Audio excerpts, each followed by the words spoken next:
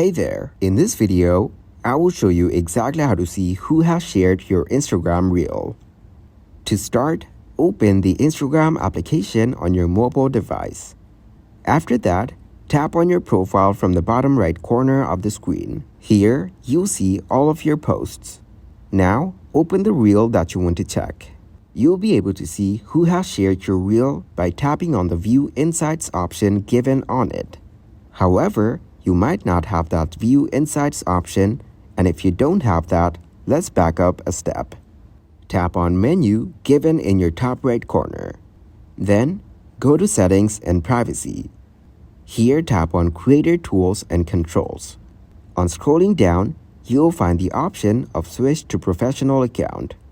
Then, you can select either a creator or business account. Now, once you have switched your account, go back to the same reel. Tap on the View Insights option given on it. Here is the complete overview of your reel. You can see how many times it has been played, total likes, comments, and saves.